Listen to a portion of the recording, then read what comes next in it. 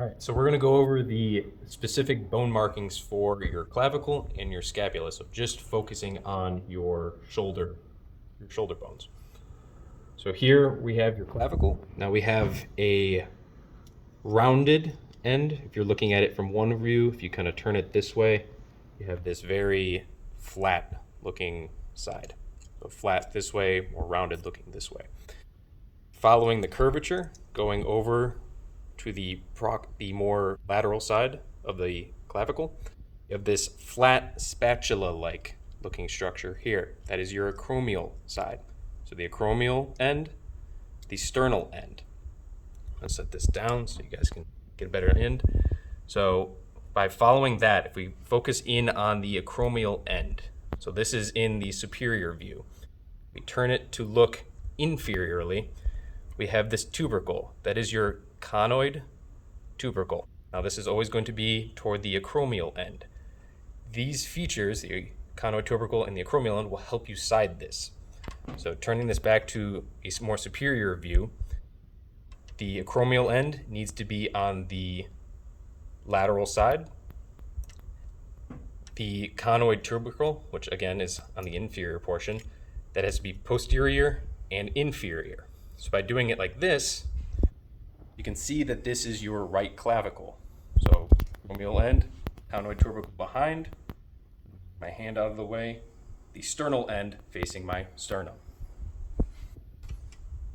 Now another way to kind of help you identify this bone, or side it I should say, is looking at the curvature.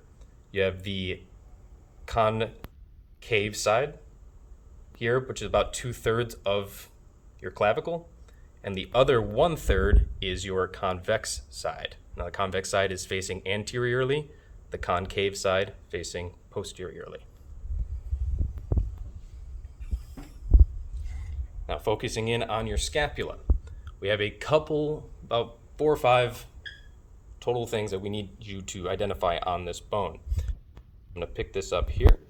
The easiest one is if we focus in on the posterior side. So this is anterior, turn it around, the posterior side of your scapula. This right here, this very large prominent ridge, is the spine of the scapula. Heading toward the lateral portion of the scapula, we have this very large projection. This is your acromion. So spine, acromion. Turning this back around to the anterior portion. So now this, again, the spine's in the back, the acromion is in the back as well. We have this projection here. This is your coracoid process. Turning it so that you're looking from the lateral portion into, again, the coracoid process, your acromion, and together they kind of overshadow this area of bone, this very socket-like area of your scapula. This is your glenoid cavity.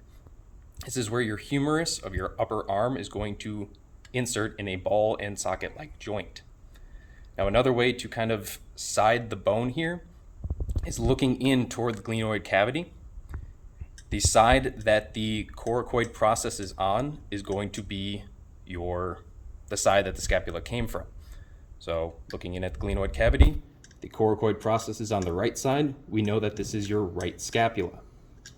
Another way to do this is by holding the spine. We know that this has to be in the posterior portion, so facing behind you. We know that the glenoid cavity has to connect to your arm in some fashion. Obviously your arm is on the lateral portion of your body. So by doing it this way, we know that this is going to be your right scapula. The other stuff that we need to know is the borders of the scapula, and they're fairly self-explanatory. So we have your lateral, your medial, and superior border. They're in the names. So your lateral border is obviously going to be the lateral side of the scapula, the side with the glenoid cavity. It's kind of the outside of your shoulder blade, if you want to think of it that way. The inside of your shoulder blade, so if you were to like kind of reach behind and poke with your thumb, you can somewhat do it. That's your medial portion. And then we have your Vertebral. You can also call that the vertebral border because it's near the vertebrae. Additionally, we have your superior border. That's just up superior, up top, medial, lateral.